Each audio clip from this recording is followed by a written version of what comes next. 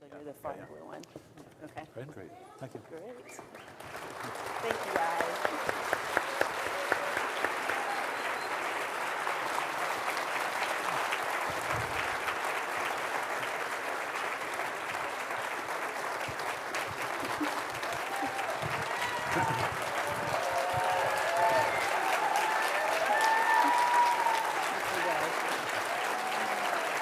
Thank you. There you go. Thank you, guys. Thank you. That's really nice. Thank you. Thank you, guys. Good start. Thank you. Good evening. Good evening, and thank you for joining us tonight for this important bipartisan conversation on the threats to the U.S. Constitution, our democracy, and our electoral process. I'm Paul Hansen. I write a column for the Jackson Hole News and Guide called Common Ground. If you would now, please mute your cell phones. Our co-moderator is Paul Vogelheim, past chair of the Teton County Commission. I want to thank Paul and our other bipartisan host committee members, Phil Leeds, John Turner, Marilyn Kite, Jen Simon, Laura Ladd, and Rob Wallace for their efforts to make this event happen. Also, thanks to the bipartisan group of sponsors that are listed in your program. We are here tonight not as Republicans and Democrats, but as Americans. This event is being live streamed to a national audience. Hi, Mom. She really is watching. Let's show America that here in Teton County, we can have a bipartisan, civil, and respectful conversation on a timely and difficult issue.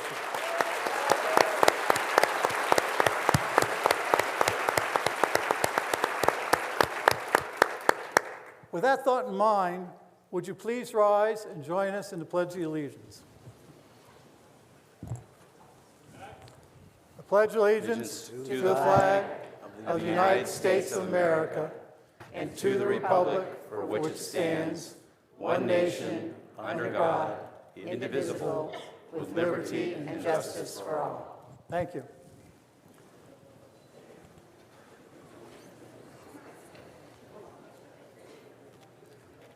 Voting rights and free and fair elections have always been a priority in Wyoming.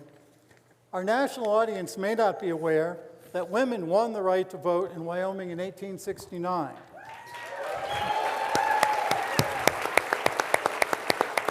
This was 20 years before we became a state and 50 years before women in the rest of America won that right. When we were being considered for statehood, the word came from Washington, D.C., that the idea of women voting was a problem, and could we do something about it? After some consideration, word came back from Wyoming, if we can't bring our women, we ain't coming.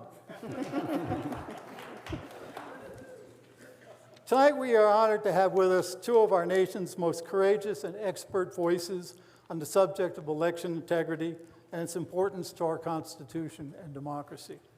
Nick Penniman is the founder and CEO of Issue One, the nation's leading nonprofit advocacy group on the subject, and of course our own U.S. Representative Liz Cheney.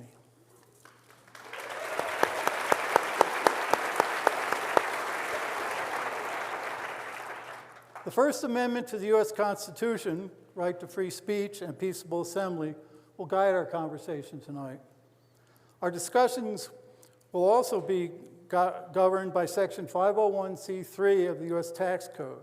This means we cannot talk about campaigns or who to vote for or anything electoral in nature. Our speakers are very aware of this, and your moderators will be firm in upholding this principle. As a nation, we need to fortify the institutions that teach democratic skills, how to weigh evidence and commit to the truth, how to correct for our own partisan blinders, and learn to examine our own opinions, how to respect people we disagree with, how to avoid supporting demagogues, and how to craft complex compromises. Tonight is a citizen-led initiative in that direction. We have some special guests tonight. Our county clerk, Maureen Murphy, and some of her staff, who do such a great job running our elections here in Teton County. We honor your service.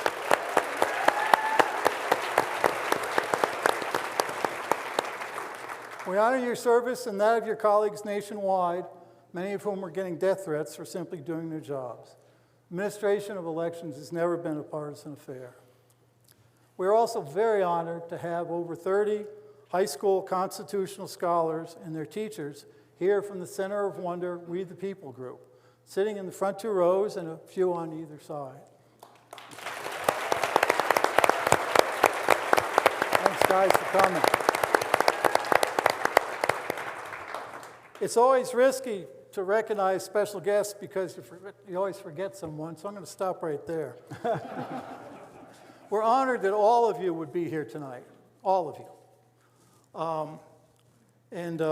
Our program is straightforward. It's in the program that you were handed out. We'll start with some opening comments by the speakers, then a short discussion between our speakers and the moderators. Most of the evening will be driven by audience questions, which our We the People students will help us gather from the audience. And we'll have more about that later.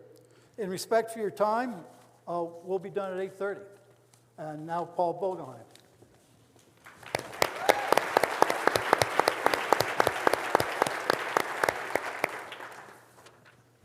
Well, thank you, Paul, and join in Paul's welcome. Thank you all for coming out tonight. And as we joined in the Pledge of Allegiance, let us take a moment and reflect on the men, women, and children of Ukraine who are fighting and dying for democracy. Let us never take democracy and our right to vote for granted.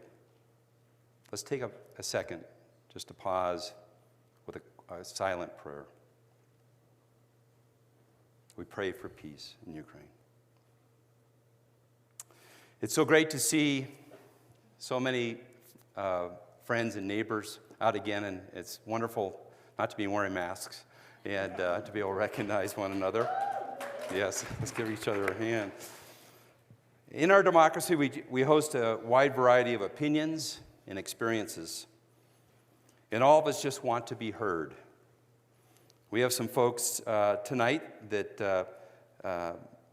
are displaying their right for free speech, which we respect, and I'm glad all of us have agreed to maintain a civility and a respect for our friends, our neighbors, our speakers, and particularly for our country's future leaders.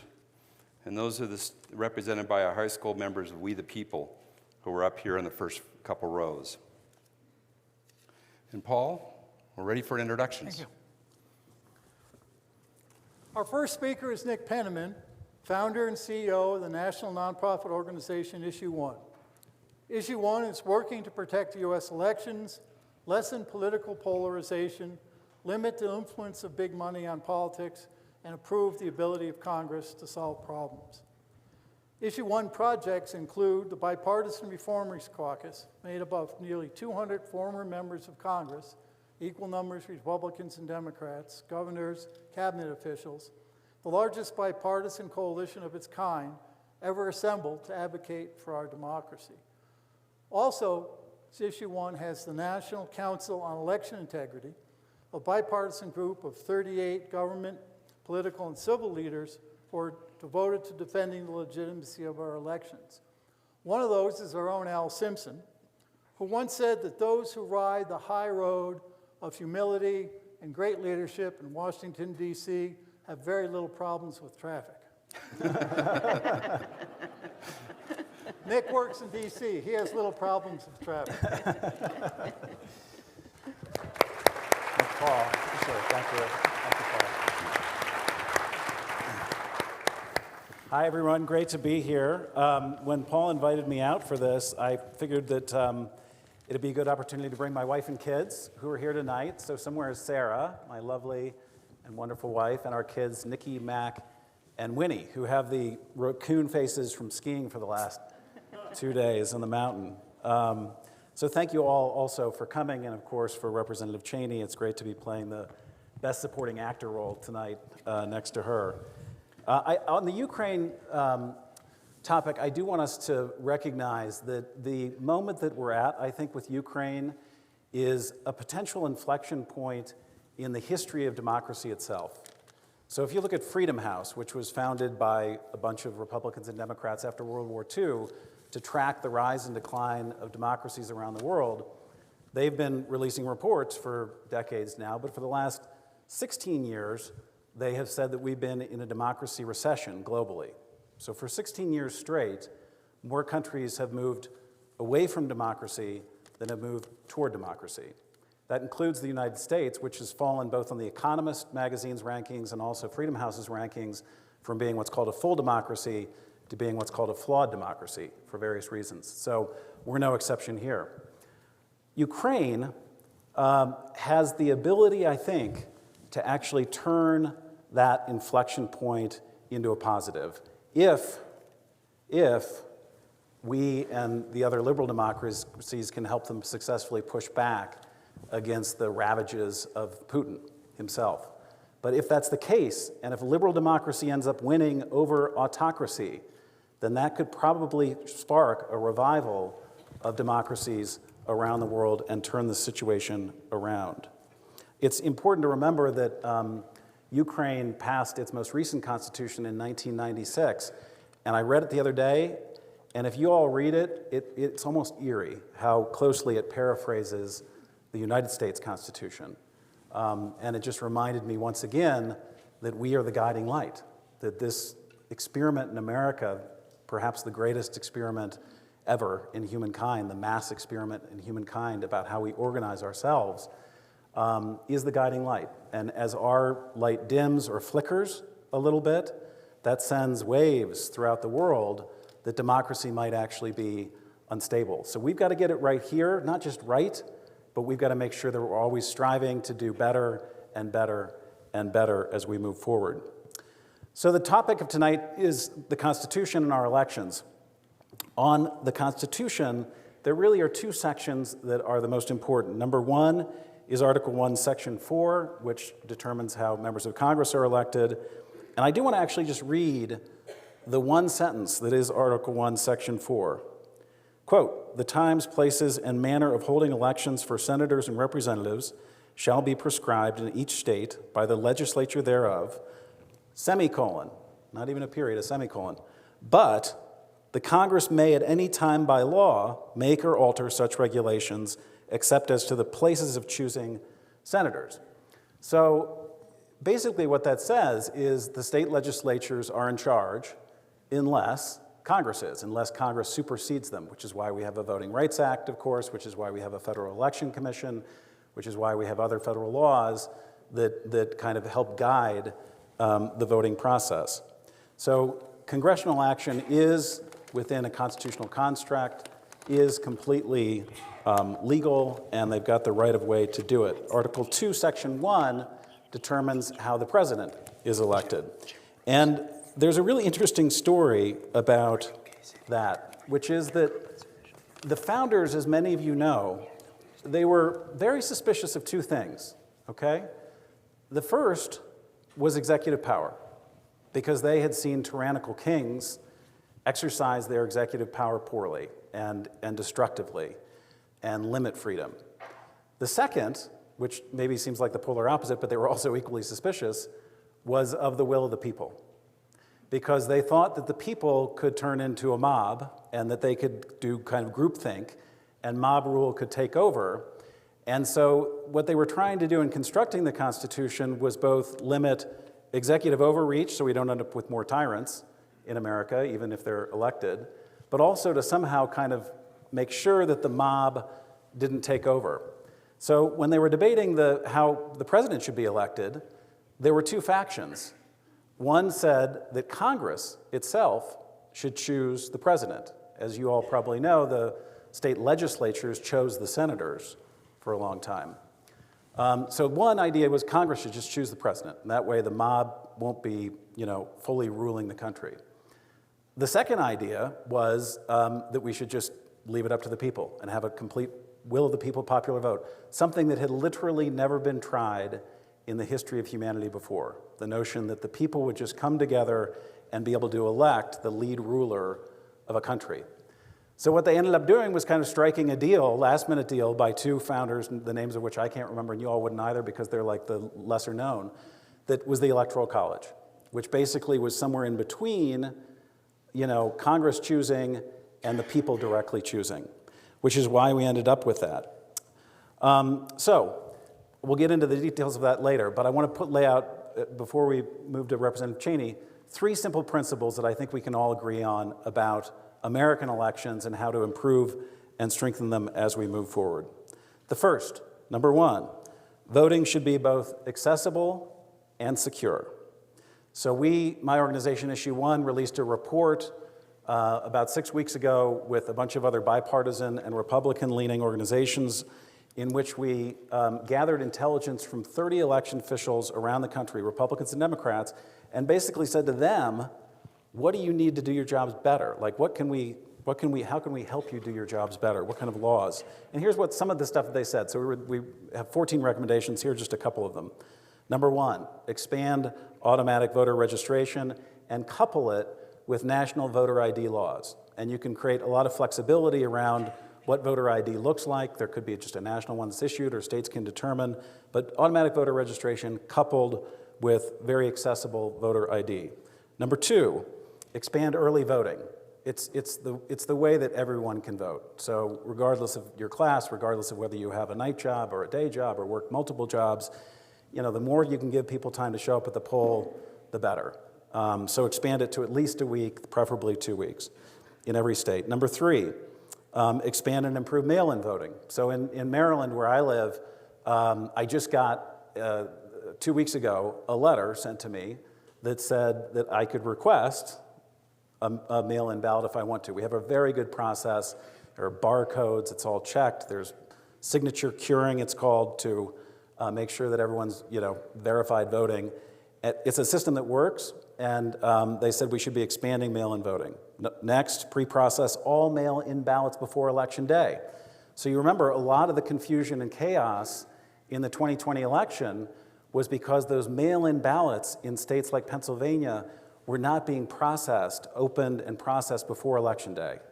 As a result, they were getting processed after Election Day, and the votes just kept painfully, ticking and rolling in, which created doubt with people, okay? So we need to limit the doubt, pre-process the ballots. Florida, by the way, does this very well, which is why even though most of the state votes by mail in Florida, on election night we still know the results because they had pre-processed the ballots. And then finally, they said, please do something about threats to election workers.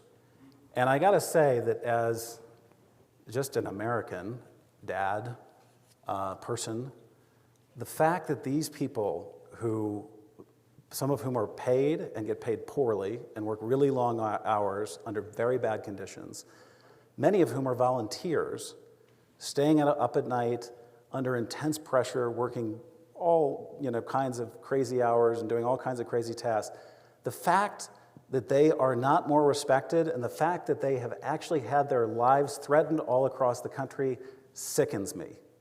We've got to stop it. And there are laws that can be passed at the federal level to improve that, and there are ways that the FBI can work to also prevent the harassment of those workers. So that's number 1. Number 2, I'll go through these quickly. Election administration should be less partisan, not more. The fact is that there are a number of bills that have been proposed just in the last year in state legislatures to actually move election administration under greater partisan control. One of the bills in Arizona, for instance, would not only hand more power to the legislature to determine the electors who go to the Electoral College, but believe it or not, would give the state legislature of Arizona 2 of the 11 Electoral College votes. So the state legislature, if this bill were to pass, would just get to decide who 2 of those electors are. So talk about making it more partisan and abridging the will of the people. There's a bill before the Arizona State Legislature which would do exactly that. We need to amend the Electoral Count Act. That was the piece of legislation written late in the 19th century that governs how Congress interacts with the Electoral College. We can get into that later. And then number 3 on my list is let's end political gerrymandering for good. Because according to the Cook Political Report, yes. According to the Cook Political Report, There are, which is kind of the Bible in Washington of politics, there are 15 competitive House races this year. 15 out of 435, okay? So what happens? Representative Cheney can talk a lot about this. What happens? So if all you've got to do is get through your primary, 90% of those races, get through the primary, then your only job in life is to please the base, and of course the base is the people that are willing to show up at the primaries. They're oftentimes the most driven of the parties, and so 90% of Congress ends up being beholden to the most polarized sections of society. In fact, the stat that came out after the last election is that 10% of voters, ostensibly, 10% of voters elected 80% of the House. 10% of voters basically elected 80% of the House, because once those folks got through their primary, they were done. We can't have a really functional democracy when the most partisan 10% of us is electing 80% of our Congress. So with that, I will hand it over.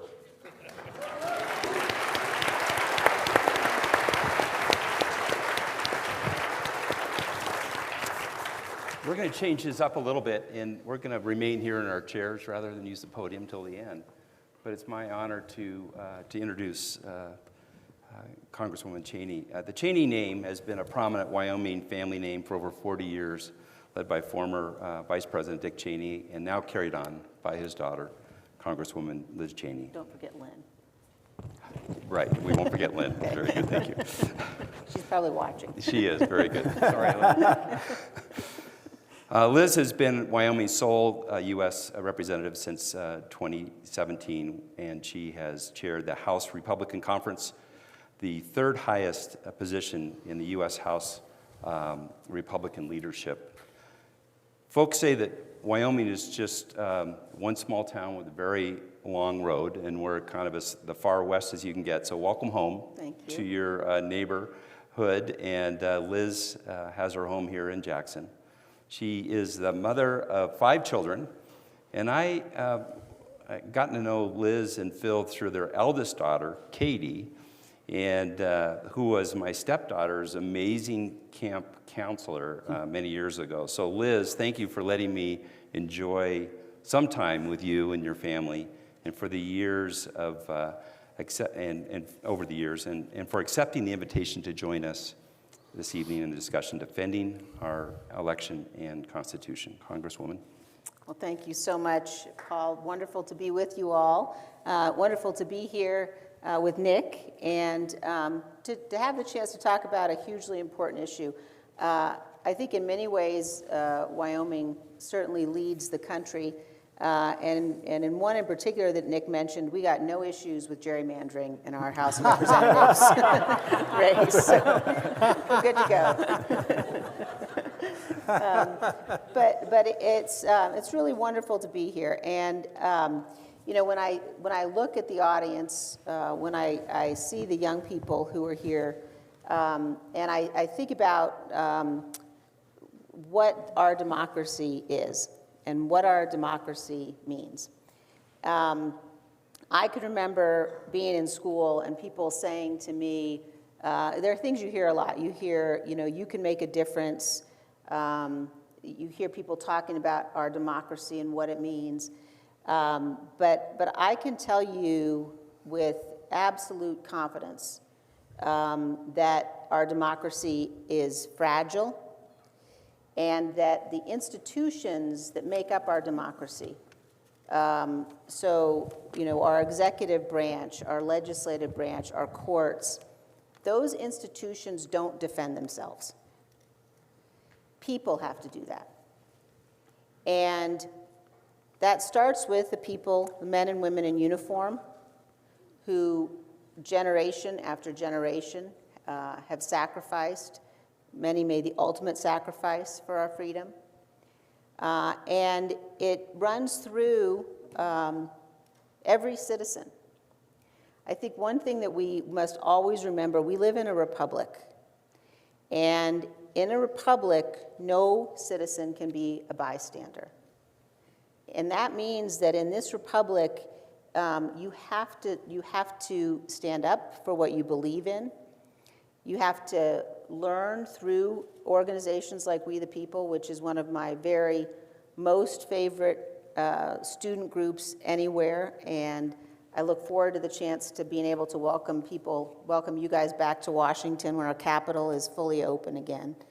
But if you think about this moment that we're all living through, and you think back into history, and if you go back and you think about the extent to which most people in most places on Earth, in most time periods, did not have the opportunity to decide who would lead them, did not have the opportunity to have a voice in what their laws were, and we do.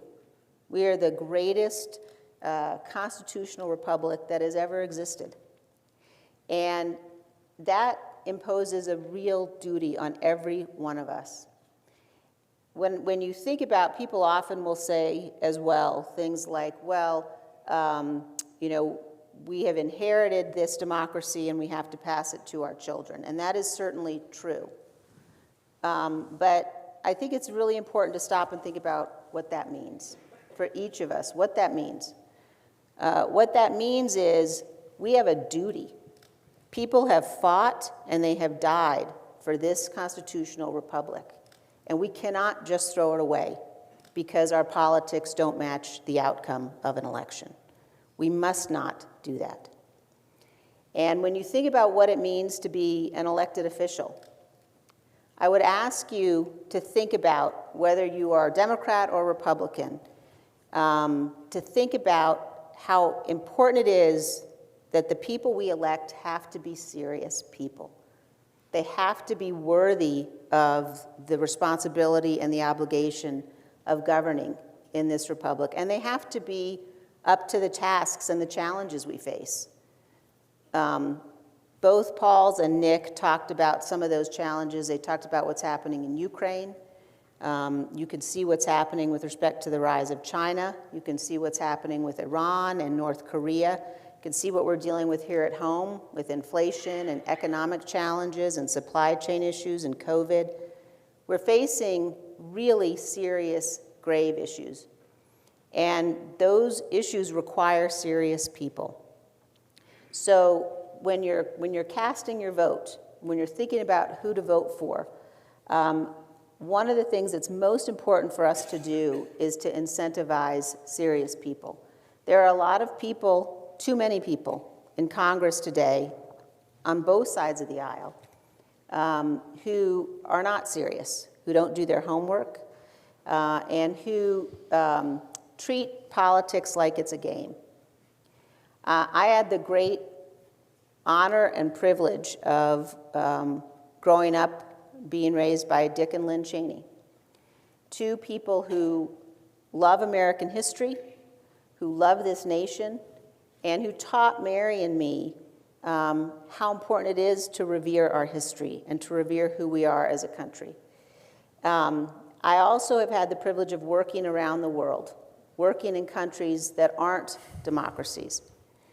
And I've watched, I spent a number of years working in Eastern Europe in 1989 and 90 and 91, and then working in Moscow and in Kiev. And I have seen, I've worked in Africa and the Middle East, I've seen countries where people don't have a voice. I've spent time working in places where people worry about what they might say in a restaurant with friends because they don't know who's listening, where people are imprisoned because of what they believe. And I also think a lot about the history of our state and about the history of the people who came here first. Many of us have relatives. I have two of my great-great-grandmothers who walked across the Mormon Trail, and I mean walked. And great-grandfather and his brother who first settled here in 1917 in Lost Cabin. And you think about what they were doing. You know, my great-great-grandmothers came west in search of religious freedom. They came west because they couldn't worship the way they wanted to worship, the way that they knew they had to. My great-grandfather and his brother came here looking for economic freedom and economic opportunity. And that promise of who we are in Wyoming, that promise of the West, the promise of who we are as Americans is an incredible and unbelievable blessing. And as you think about the challenges that we're facing in this country right now, we must be able to have debates and discussions about substance and about issues where we can disagree, but where we remember we are not enemies. We're not enemies. And we must be able to have those debates and have those discussions based on a foundation of our Constitution. Nick talked about the 12th Amendment. And the 12th Amendment talks about the electoral count and how, or the electoral college, and how we count votes. And it's very clear. It doesn't say that the vice president can decide which electors to count. It doesn't say that Congress can decide which electors to count. It's very clear about our duties and our obligations. And as an elected official, as somebody who's sworn an oath to the Constitution, I don't get to pick and choose, and I don't want to pick and choose. If I won't defend the 12th Amendment, if I won't defend that the plain meaning in the text of the 12th Amendment, then how can I defend the First Amendment? And how can I defend the Second Amendment? The Constitution is our shield. And when you think about what it means and the responsibility that we all have, I think it's really important for us to recognize that we don't get to have the debates about substance and about policy if we abandon the Constitution. So we have the opportunity tonight, and I think very much that this gathering of people who have different political views and persuasions can be a template for our state, and it can be a template for our country.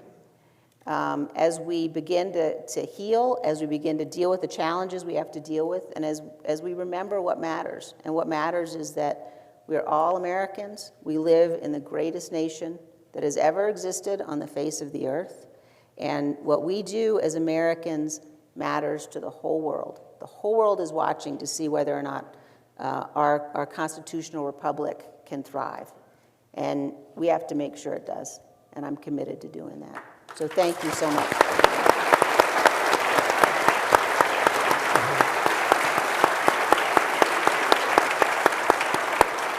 So most of this evening, the rest of this evening, is going to be questions from the audience. And we think we have the best chance of getting the most questions answered if we ask you to present your questions in writing. We, the People students, will be assisting us in this task. They're going to circulate the audience with pads and pens, get your questions, bring them up to us. We ask your questions to be on topic. Again, this is a 501c3 meeting. We can't do with campaigns or who to vote for. And please sign your question. And we're going to get all questions answered one way or another. If we can't get it done tonight, both speakers have agreed to, we the people guys, go do your thing. They both agreed to answer questions by email. So if you'd like to put your email down, if we don't get to it tonight, we'll certainly get to it later. So with that, raise your hand, write your question down, and while you're doing that, Paul and I are going to ask a couple of questions of the speakers and have a little bit of dialogue while we're getting the first of the questions from the audience. Paul, if you do the first question. I would like to, and I just want to add, we have some folks over here from the Supreme Court, Marilyn Kipe, Judge Kipe, thank you for being here, and John Turner and a few others, and Laura's over there too. They're going to screen through the questions so that they're legible, so please make them legible so we can read them. That they're on topic, as Paul indicated, would be great. And they're going to also be checking for duplications. So, as Paul mentioned, if you put your email address on there, we'll make sure that if we don't answer those tonight, that we will get a response to you. So let me, if I could, just start off with a question. Paul and I are going to ask a few questions while we're gathering those questions from you. Congresswoman, the elephant in the room for many Republicans. Sorry for the pun, but I never heard that before. I have, yeah, okay. Sorry, I thought I was being so clever. Congresswoman, how did you feel and how did you interpret our Constitution for the validation of the 2020 presidential election results and for your vote to impeach our former president? Well, those are both very important questions. With respect to the first question, this comes down to us being a nation of laws. And so in each state, as Nick explained, our states have the responsibility for our presidential elections. And in each state, there's also a process to challenge the outcome of that election. And I was interested when Nick mentioned Florida, that Florida now has a rule that they must open and count absentee ballots immediately or early. Part of the reason that they have that law is because of what happened in 2000. Yeah. And where the presidential election came down to like 537 votes in Florida. So there's a process, and it's a totally legitimate process, whereby candidates can challenge the outcome if they believe that there has been fraud with respect to the results. And the Trump campaign went through that process. In 60 out of 61 lawsuits, they lost. And so after the election was over, and as we were watching the challenges to those lawsuits take place, and again, it was completely legitimate for the campaign to do that. But when the courts rule, that's the end. And you can appeal the decision, but you cannot ignore it. You cannot do that. You can criticize it. I can say, I think the Supreme Court got Obamacare wrong. But I can't ignore it, because if you ignore the rulings of the courts, then you're not a nation of laws. And some people have said, well, the Trump campaign never actually got to hear, no court actually heard the evidence. It's just not true. I was, at the time, the chairwoman of the House Republican Conference, and so I prepared actually a memo for my colleagues, which we will definitely get to people who would like to see it, that goes through each of the states and goes through the key cases and the key decisions in the states. And this included decisions by judges appointed by President Trump. I won't read you from the memo, but I will read you a little bit from a couple of the decisions. This was a federal court in Pennsylvania, a Trump-appointed judge. He said, "Free and fair elections are the lifeblood of our democracy. Charges of unfairness are serious, but calling an election unfair does not make it so. Charges require specific allegations and then proof. We have neither here."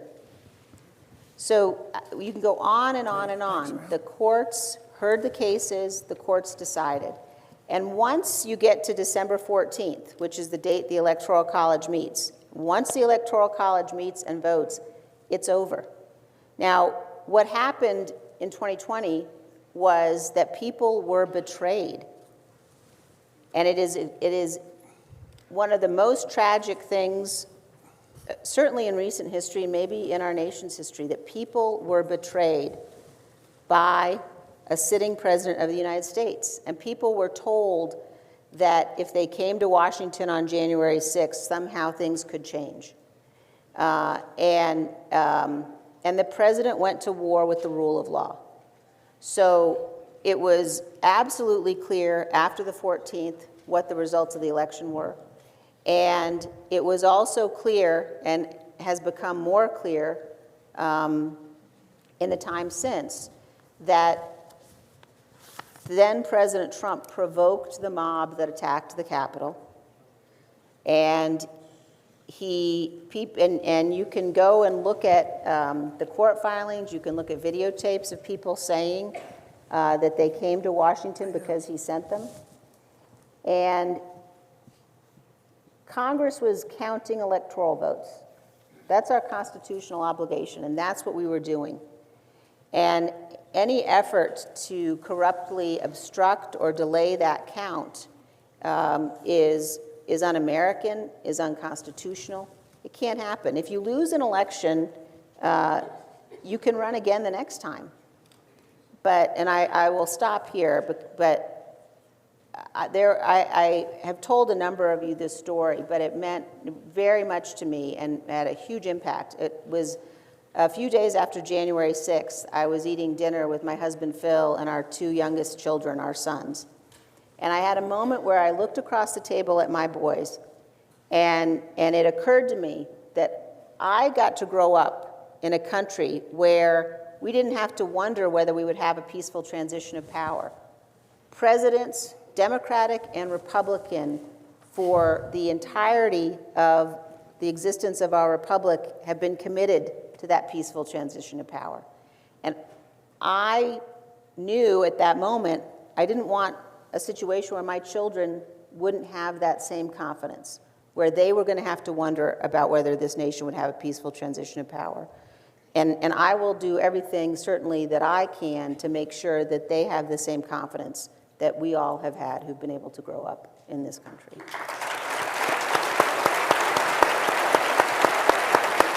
Anything to add?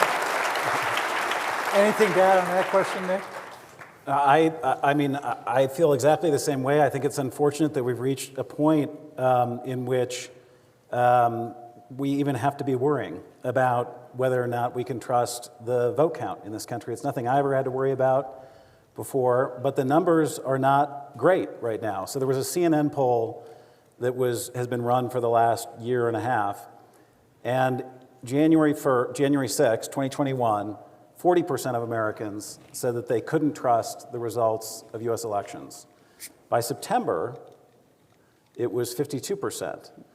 By January of this year, it was 56%. So what you're actually seeing is that the meme, the kind of narrative that you can't trust our elections, has metastasized to the point in which, probably for the first time in modern history, you've got more than half the public saying, we don't know if we can trust the results. So, it's unfortunate that we're here, but now this is where we are, and we've got to pay our attention to it, reinstill trust, and get moving again. Because we can't have a democracy if you've got half the public not feeling as if the government itself is legitimate. Help me to understand this, though. We've all read that we had thousands of local certifications, numbers of audits, state and locally, 61, 62 court cases, as Representative Cheney just mentioned, finding by the Department of Justice and by the Department of Homeland Security that this was essentially the most secure election in our nation's history. It had more paper backups than ever before. How do we understand that so many people have come away without faith in our elections from a system, at least here in Teton County, I think is really working? Yeah, I think it's the power of media. And unfortunately, we live in this country in two entirely different media fishbowls right now, or maybe 4 or 5 different fishbowls. And unfortunately, if you're in one fishbowl, you're going to get a certain amount of information, and if you're in another fishbowl, you get a different kind of information. My dad worked for a newspaper when I was growing up, and I was a newspaper editor when I got out of college. It was my first job.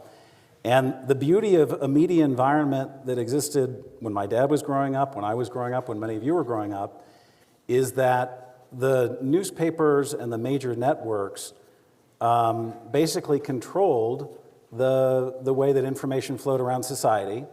And those institutions, those newspapers and those ABC, NBC, CBS, had a profound commitment to journalism and to the truth. So we were all, as a society, we were all exposed to the same conversation, basically, and that conversation was based in fact and truth and reality. Once the media started fragmenting back in the 1990s and people started going to their own camps, you end up with a situation in which half of America is listening to media that is telling them the story over and over again that the election didn't have integrity or that the election was stolen. Then you've got a bunch of other people who are reading a bunch of newspapers and stuff that's saying that's not true. So I blame mainly the media environment for it, but I think that some of it has to be put also at President Trump's feet, because when you have a president who was unwilling to accept the loss and then constantly kept telling that story, then that gets replicated over and over again in that fishbowl, and it becomes, common wisdom. Representative Cheney, anything to add? Yeah, I would say that one distinction that's important to draw is I don't think anybody up here would say that there was no fraud in the election, that it was a perfect election. There are always issues and challenges in every election. But the way that our system works is that the notion that somehow there was sufficient fraud to overturn the election, as the court cases show, that just was not the case. And I think that there has been a very dangerous move towards this sense of that somehow violence is an accepted part of our political life, and that can't be. There are lines that you can't cross if you want to live in a republic, and that is certainly one of them. And again, I do think that it puts a particular obligation on people to find the truth. And when we have social media companies that are driving people with their algorithms to more and more radical places, it makes it even more important that people can come together like this, that people can actually sit and talk with those that you might disagree with, and that you can learn from each other. And you don't sacrifice principles. We stand for our principles, we fight for our principles, but we do it in a way that conveys how important the substance is to us and in a way that's respectful of others. Now, Nick put the solution to the problem into 3 buckets, and I wonder if you could respond. Ease of voting, mail-in, early voting, automatic voter registration, security of votes cast, voter ID, cybersecurity, paper trails, protecting election workers, and preventing subversion, Electoral Account Act reforms, and trying to keep the selection process from becoming partisan. Yeah, I don't want to give sort of a blanket approval to every one of those, but I think that most of those make a lot of sense. And I think one thing that is really important that has to sort of provide the foundation for any election reform is I don't want the federal government involved in our elections in a way that is extra constitutional. And there are too often now, I go back to January 6th before the attack, and to January 4th and 5th, when we were having all of these debates in the Republican conference about objecting to the electoral votes. And I kept coming back to the idea that we don't want Congress picking our president. It's not constitutional. And if I were to say, I think Congress can object to the electoral votes from California, then what's to protect Wyoming if somebody, a Democrat from California, decides, you know what, I don't like the way Wyoming cast their 3 electoral votes. I think Congress ought to change that. That's not how our system works. And I think as we're looking at changes, voter ID is really important. I think making sure that we have absentee ballots opened and counted. We need to have an end to the election. It's nice to have the end be on election day. I think that we also ought to work to clean and clear out voter rolls. That is something that is fundamentally important but becomes a political hot potato.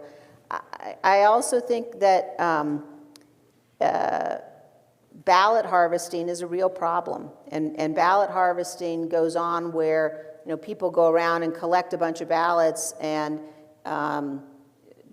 take them all to a single location to vote, and that opens up possibilities for fraud. So I think we need to empower our states to make sure that they're doing everything they can to continue to improve the integrity of our elections, and that ought to be nonpartisan.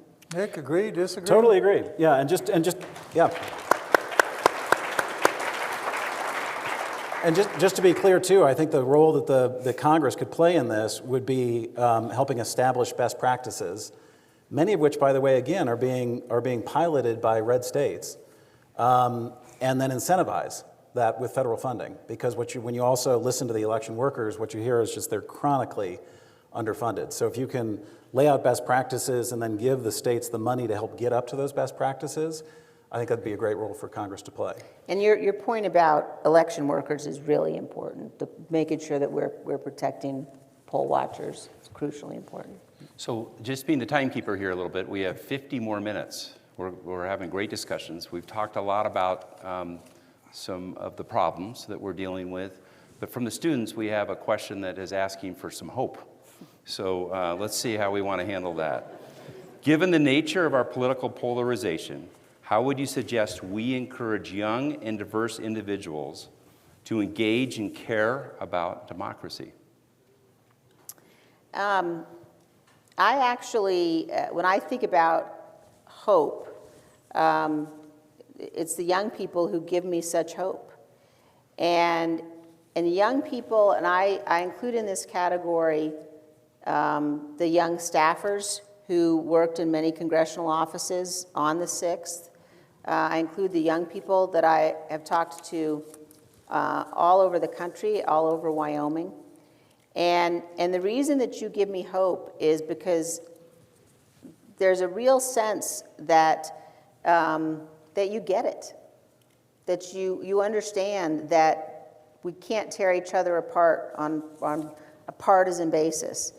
And I had an experience last summer. I was at the Capitol, and we had votes, and I was coming down the steps of the Capitol, and Jamie Raskin, who's a Democrat from Maryland, who has become a dear friend of mine, and I won't take too much time, but I have to tell you my Jamie Raskin story quickly.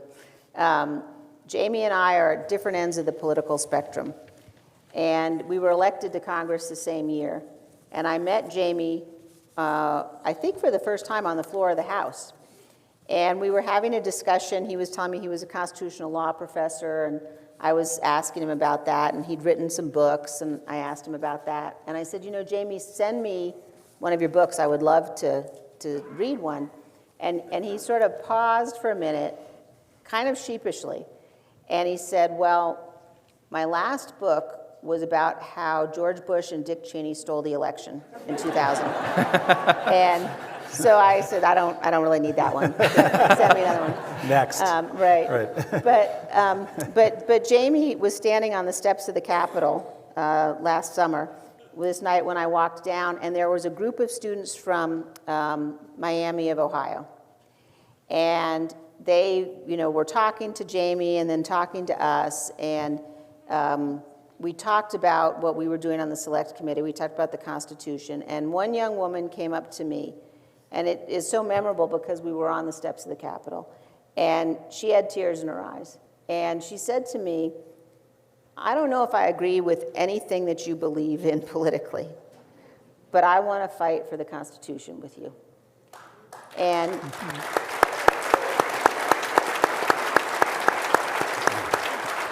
so young people give me tremendous hope, and I can't stress enough that the world is in your hands, and not only do you have the opportunity to make a difference and the responsibility to make a difference, but you're the only people who can make a difference. It's only people, ultimately, who make a difference. And so I look, and the United States has been through very, very difficult and challenging times before, and we have always made it through, and we will and will prevail and succeed, and I know that young people are going to be at the forefront of that. Okay, thank you, Liz. Nick, anything to add? I would just add that I think that, if you look at people who have had major health scares, near heart attack or something like that, what happens is they make pretty dramatic changes in their lives afterwards. They start eating better, they start exercising more and stuff like that. And I think that what has happened in our democracy is that we've had a health scare. And as a result of it, we are all very awake right now to these issues. I mean, look at this, right? Jackson, Wyoming, Tuesday night, came out to a conversation that couldn't be more boring, defending our Constitution and elections. I mean, what's wrong with you people? What are you doing here? But that's what gives me hope, is that, look at this. I mean, normally, 20 people would show up for something like this. So I think that we've had, we are all now very awake to these issues. We're having vibrant conversations about it. And because of Ukraine, it's not just a conversation about our republic, it's also about the future of democracy and with our democracy. So there's a big existential moment occurring right now globally in the history of democracy, and we're all really engaged in it. And that in and of itself gives me tremendous hope. Great. Rep. Cheney, this is an audience question. Rep. Cheney, you voted against the John Lewis Freedom of Vote Act. Why? I did, and there are several reasons.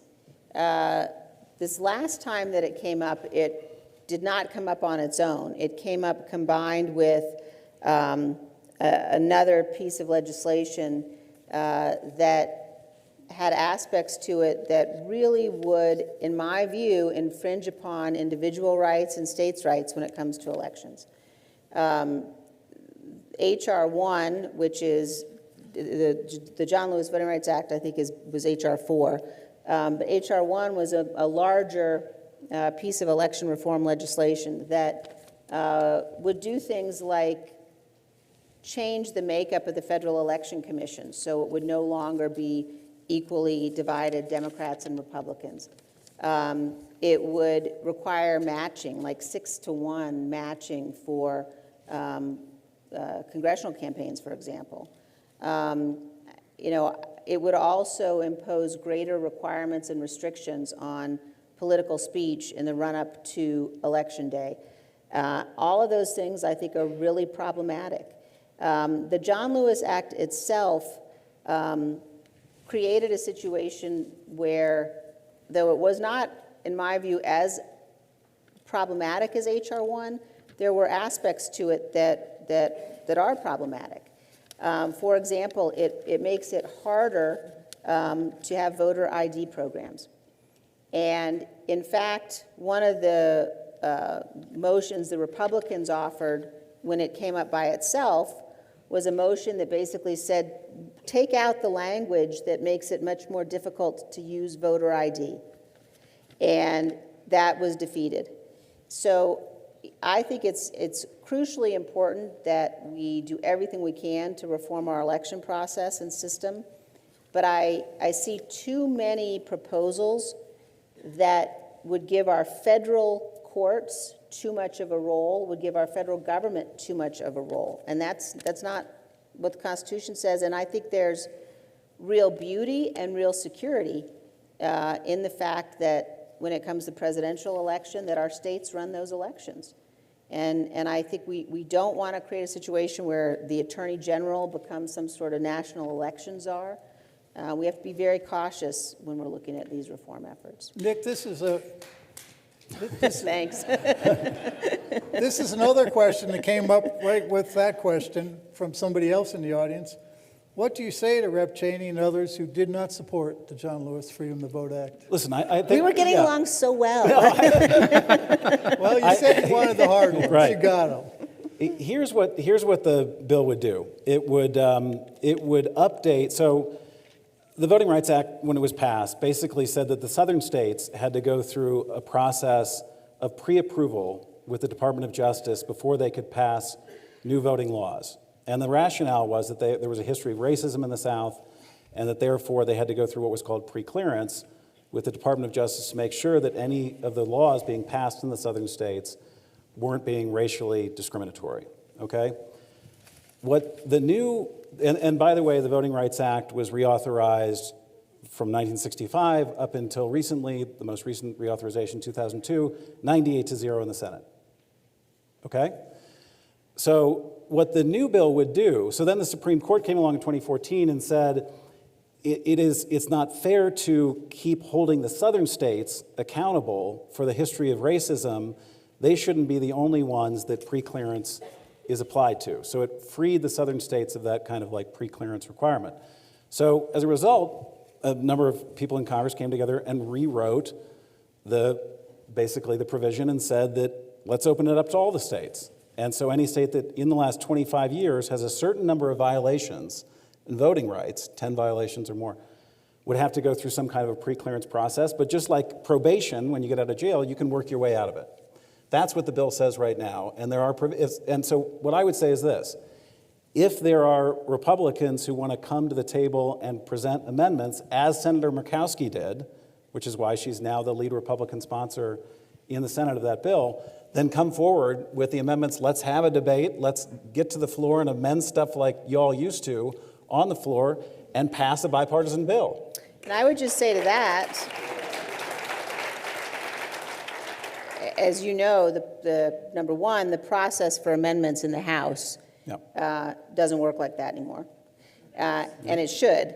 I think it's one of the things that the way the House works right now is in many ways fundamentally broken. We passed $1.7 trillion in an appropriation at the beginning of last year with 1 hour approximately of debate. No committee hearing, no committee markup, 1 hour of debate. So a system and a situation in which you actually could come together and say, well, wait a minute, why are we now saying it's not just southern states, but it's the whole country that has to go through preclearance? Why are we now giving the Justice Department power basically over elections in every single county and state in the country?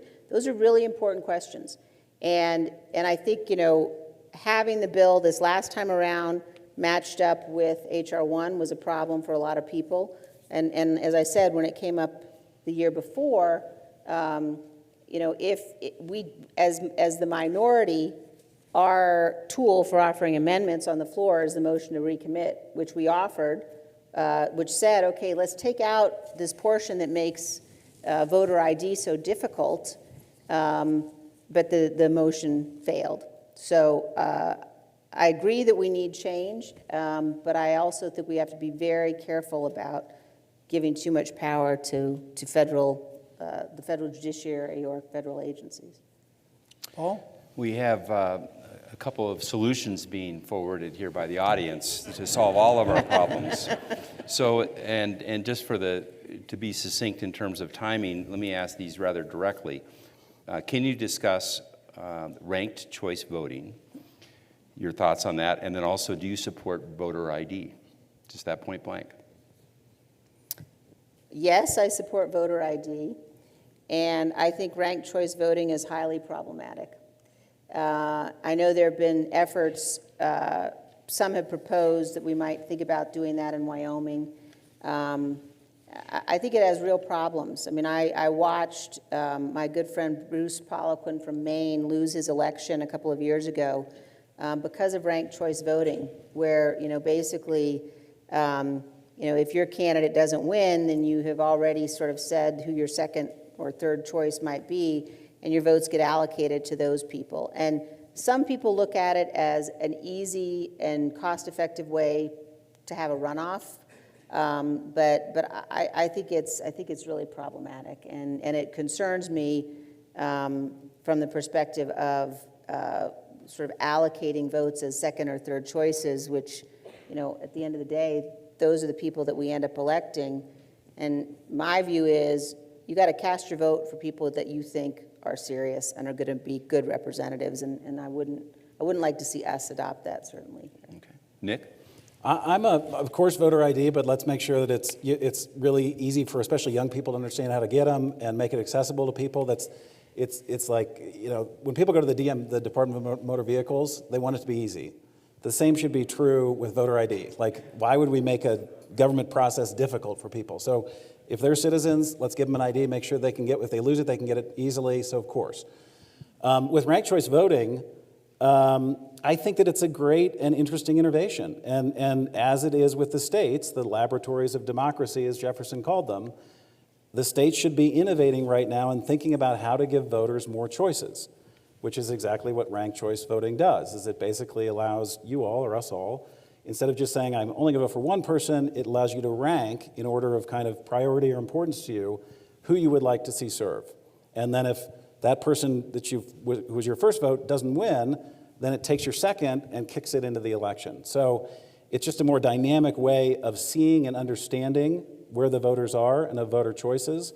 So I'm a big proponent of those types of experiments occurring at the state level, which is exactly what's happening right now. I've got 3 good questions that are close enough that I'm going to, in the interest of time, try to merge them, so my apologies to the askers. But Congressman Cheney, when your father and Senator Simpson served in Congress, both parties were willing to work across party lines. Some members have now stated their goal is to obstruct. How can this change? Is it a lack of term limits, excessive money in politics? What are the current flaws in our democracy that makes this situation occur? And would open primaries or nonpartisan primaries help encourage better relationships in the Congress?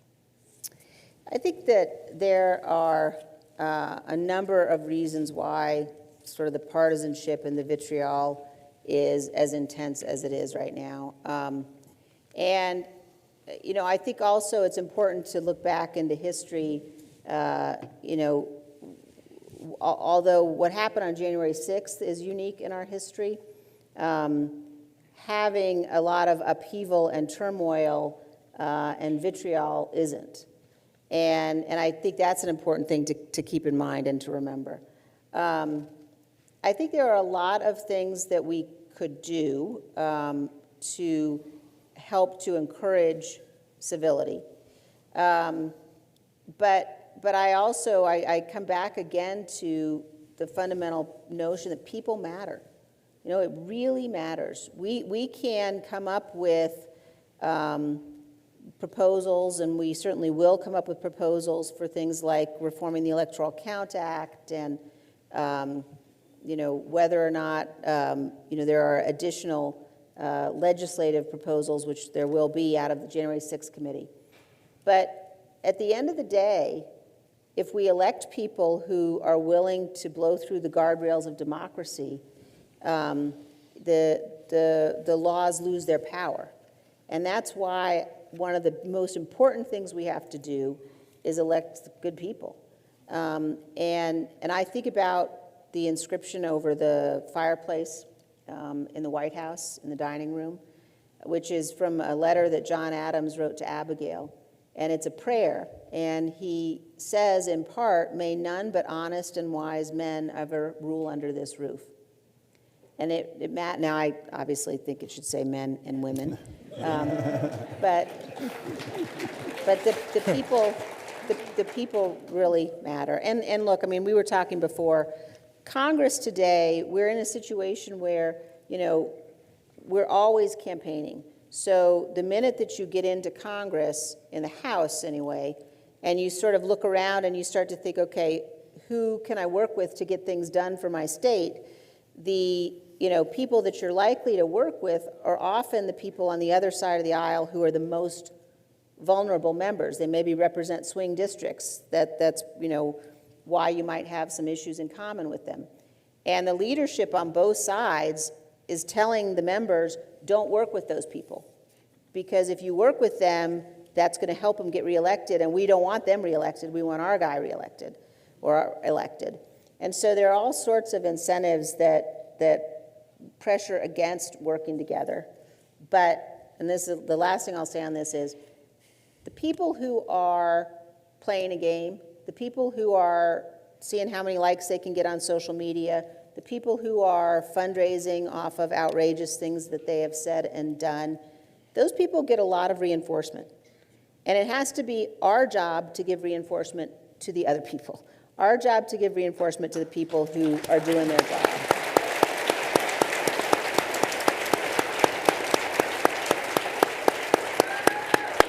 Nick, you have a stable of Republicans and Democrats advising your organization. What do you think? How do we get to be more bipartisan? Are there structural changes or? Yeah, there are definitely. I mean, gerrymandering is a big problem. Partisan media is a big problem.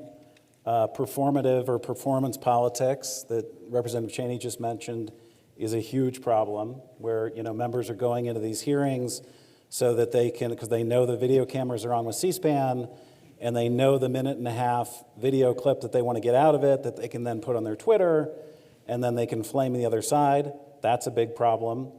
Online political fundraising, even though it empowers regular donors, is also most successful, and we've seen this as an organization, it's most successful the more strident you are. Now, in the case of politicians, what that means is that the more you can flame, destroy, smear everyone around you, both in your primary and in the general, the more likely you are to get those $50 and $25 contributions. So you look at some of the political fundraising notes that go out these days, and they're just horrible. It's horrible stuff, like stuff that you would never, ever say to a person's face, but you're saying to hundreds of thousands of people as a member of Congress so that you can get them to open up their wallets and chip in and give you $25. So there are a whole lot of drivers of this that we need to figure out how to address holistically if we're ever going to get out of it. And on the fundraising piece of it too, that's another place where you need, demand honesty. And so when you get an email or a text message that says there's going to be a 500% match if you give me $10 in the next 10 minutes, there's no match. There's no match. So, really, it is true that and I think, again, it's just important to this hasn't happened completely organically. I mean, there certainly was an effort by President Trump. If you go back and you look at, even just from December 14th, the election's done, the electors have met and voted, and the campaign existed and continued to send out emails saying, help me stop the steal. There was nothing, it was over. So again, I think this is a place where when you're thinking about contributions to make, people to contribute to, read the fine print really carefully, and don't reward people who are selling you a bill of goods. And look, it's something that politicians have done since time immemorial. Tell people what they think they want to hear, but now there's just a lot more technology around which to do it, and we also have the ability to say we're not falling for that, and that's bad for the country, and we're not going to do that. Here in Jackson, you can always count on some new ideas. We titled this as being a bipartisan discussion, but how would the creation of a third party, call it the centralist party, change the dynamics in Congress, and how does the Constitution support that? I think, look, I'm a Republican. Well, not all Republicans. I pause because I've been kicked out of some party organizations, but I'm a Republican, and I think it's really, I believe in what the Republican Party stands for, and I think the best thing for our country is to have a really healthy and strong Republican Party and a really healthy and strong Democratic Party. And, it's hard to see how a third party can succeed given sort of the structure of our Constitution. Well, parties aren't in the Constitution, but given the structure of our politics. And I guess what matters the most is substance. And what matters the most is standing for policy, and how refreshing it is to have a discussion about those issues that doesn't involve some of the toxic vitriol that we've seen. Nick, any thoughts? Yeah, if I can just point out something that when Representative Cheney just said, I'm a Republican, then she chuckled, I guarantee you, because this is on video, this is being shot, that one or more of her detractors is probably going to take that 9 seconds, grab that video, decontextualize it, and then try to use it against her. And that is the nature. Thanks, Nick. No, there are people here. I guarantee you, there are people watching who have already thought about it. Believe me, I know. And that's. But that's what's so unfortunate about our politics today, because then what she said in the minute and a half after that is the full story, right? And my chuckle was thinking about my fellow Republicans who think that they have kicked me out and can take over my party, which they can't. So.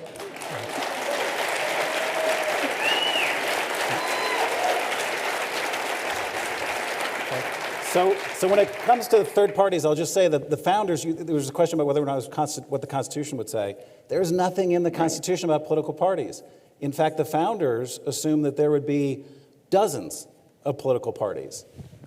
They worried, in fact, about the consolidation of too much power within the hands of too few political players. So the state parties over the years have made it very hard to create third parties in the states. It's difficult, it's hard to do.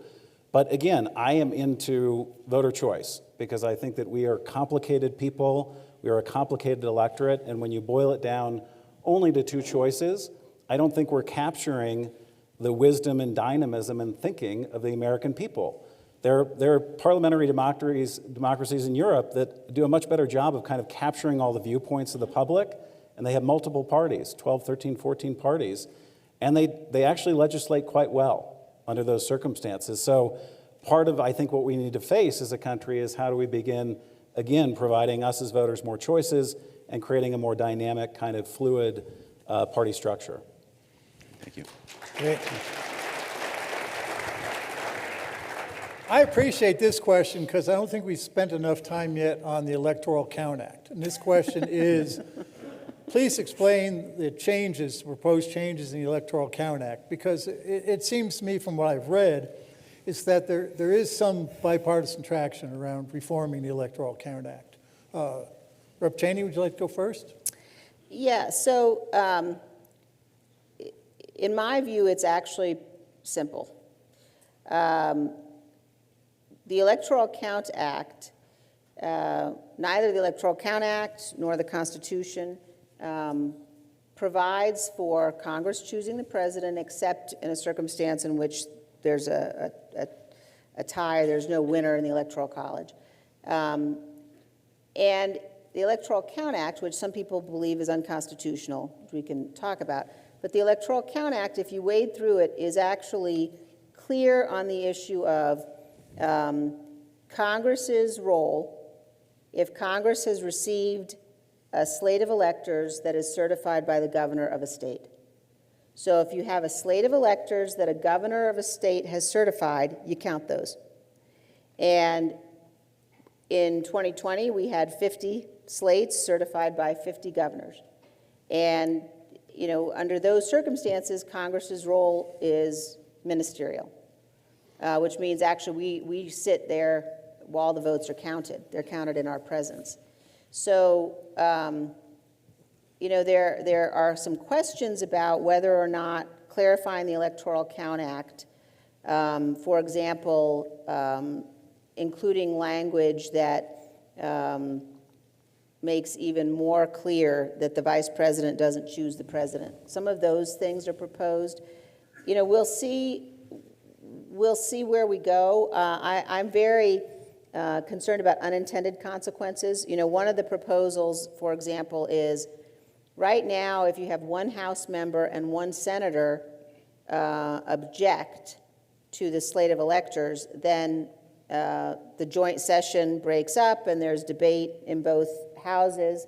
And so one thing that has been proposed is maybe you should make that threshold higher. Maybe you should have to have more House members, more senators object before you actually go into debate on the objection. I think it's important, though, to think through, if you start doing that, though, you can imagine presidential candidates in the future sort of saying, okay, well, what's my game plan for getting 25 people to object? Or what's, people will start to game the system. And I don't want us to do that. I also think it's important to be absolutely clear that the Electoral Count Act right now, what President Trump wanted Vice President Pence to do on January 6th of 2021 under the existing legislation and under the Constitution was illegal, it was unconstitutional, and it was un-American. So there's no question about the provisions in that regard. Yeah. Yeah, Nick?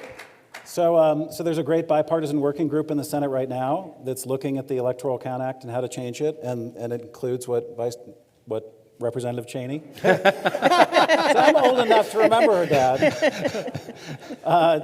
Just mentioned clarifying the role of the vice president, increasing the ability for members of Congress to object, extending what's called the safe harbor deadline so that you give the electors and the states more time to figure out what's going on. So if there are lawsuits being played out in the states and stuff like that, it just pushes the deadline so they have more time for all those suits and things to play out.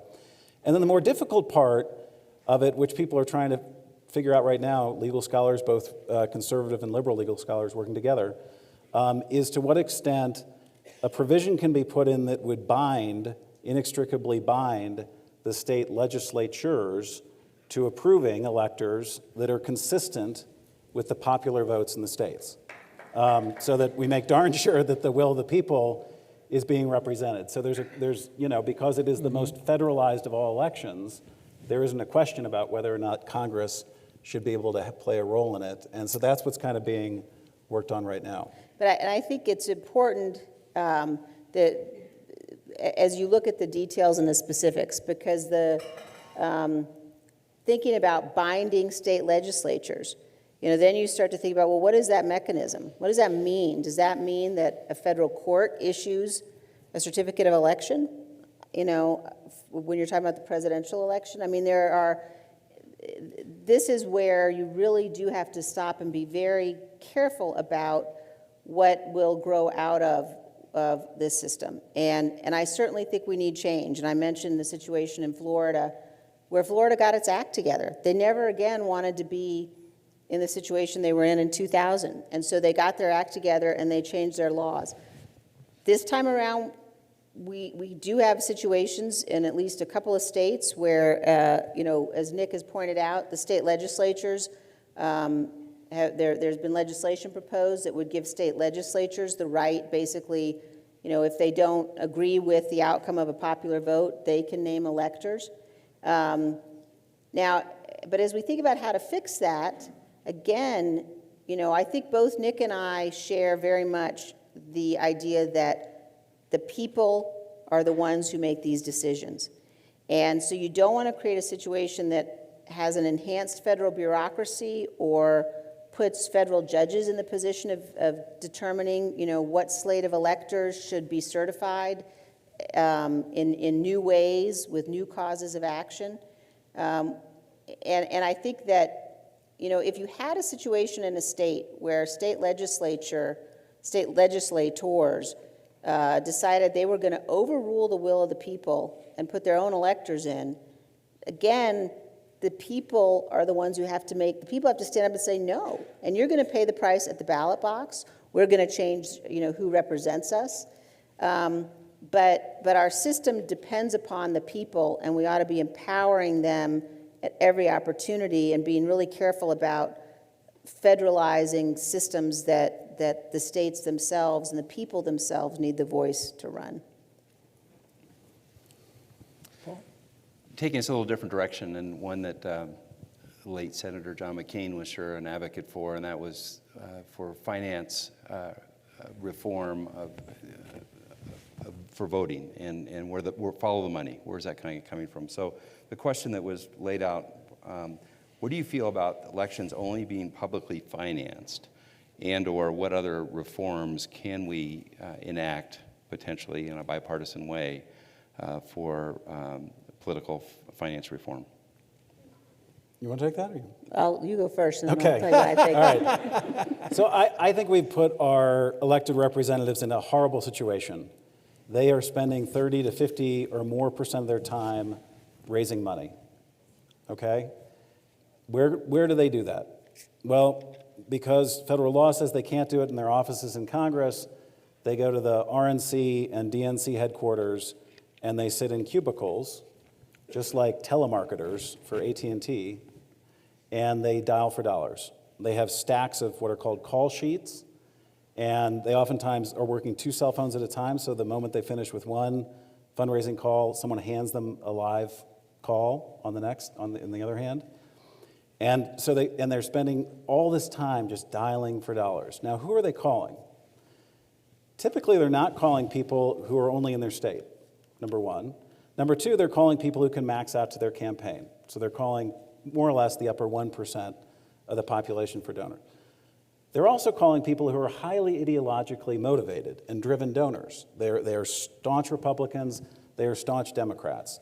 So they're talking to highly ideological, very wealthy people for hours of their day, just trying to assemble enough money to run for re-election. When they're not doing that, they're going out to lunch at places in Washington like Charlie Palmer's Steakhouse or Bistro B, like nice restaurants, and they're being feted by lobbyists who are lobbying their committees. And knowing that those lobbyists are then going to probably make a donation to their campaign. Now, what's that doing to them? It's putting them in profound conflicts of interest in my mind. If you are sitting before someone who is lobbying you, is trying to get you to do something with a piece of legislation, and then they're combining that with a check, and that's what a bunch of your lunches and dinners are in Washington, I think that needs to be dealt with in some way. So I think that we should actually do them a favor, and number one, make it, we can either do this through rules or through a law, make it illegal for members of Congress to accept checks from lobbyists who are lobbying them. Let's just say conflict of interest, and almost any other sector of society. And number two, I actually do, and this does not make me popular with many of the Republicans that I work with, I think that once people get through the primary, we actually should just give them a block grant of public funding and say, you are now essentially our property. You're the people's property, and we're willing to pay with our tax dollars to have you run, because when you get to Congress, then you're beholden to us, not beholden to the donors that are funding your campaign.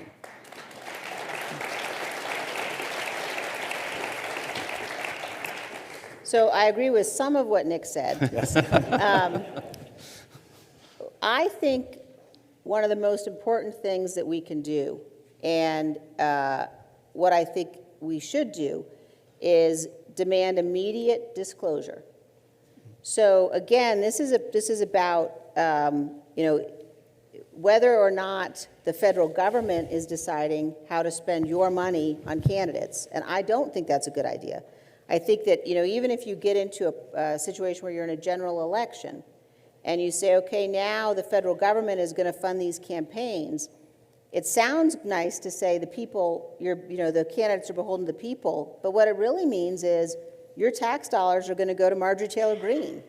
Your tax dollars are going to go to candidates that you may not have anything, you may not support. And I don't think the federal government should be doing that.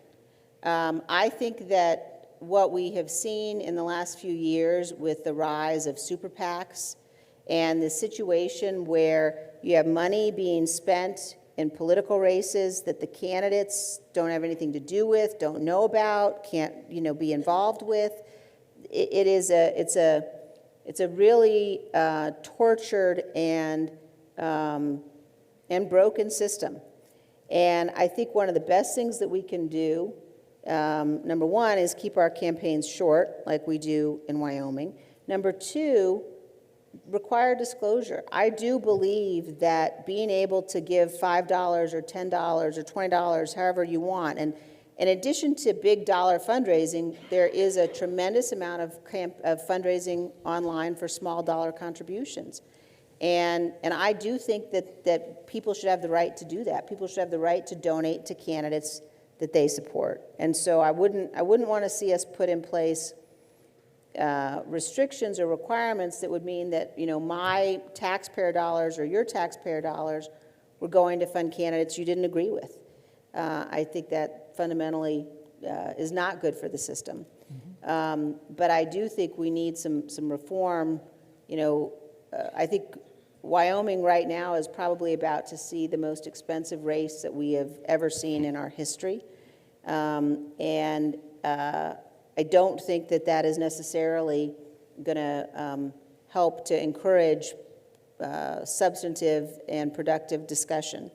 And I think we ought to get back to those kinds of discussions and debates. But again, I think if you look at the history of putting the federal government in charge, it puts the federal government in charge. It puts unelected federal agency employees in charge. It doesn't put the people in charge, and we have to remember how important that is. So if I can just I do think that no matter what, we are supporting members of Congress anyway with our tax dollars because we're paying their salaries. So when they're sitting there tweeting crazy stuff, we're paying them to do that. Like we're supporting their security details. We're supporting their staff, their offices. So we support them in many ways.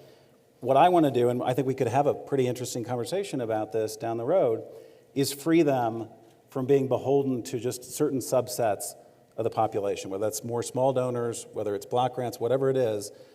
The goal would be to kind of liberate them from the hyper-partisan forces out there and from the special interests. But one of the best ways, but I want to don't forget elections, right? I mean, at the end of the day, thinking that we can construct a system where the federal government is liberating people, every 2 years, every member of Congress has to put their name on the ballot, every member of the House, and run for re-election. And people get an opportunity then to vote, they get an opportunity then to decide, and they hold members accountable. And so I think when we think about the fixes, every fix, I think, has to be in our mind with, does this empower voters, and does it empower people, or does it empower the federal government? And empowering the federal government, they're mutually exclusive, frankly. Power to the federal government means power that we don't have as individuals. Paul, it's after 8:30. It is time. You want to offer some closing comments? I do. First Please off, do. please join me in thanking our two speakers tonight, That was really Liz good. Cheney and Nick Penniman. Thank you, Paul. Yeah.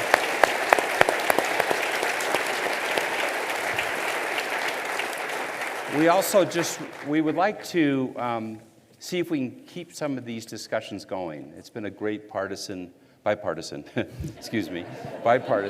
tonight. The third party hasn't been introduced yet, so we're just with bipartisan.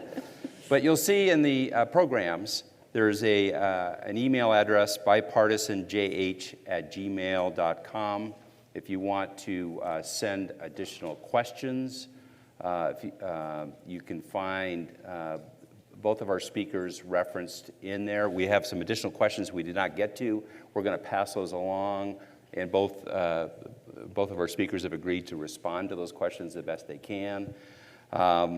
And also, if you want to watch this again and see how you look on TV, you'll be able to find details as to how that's replayed.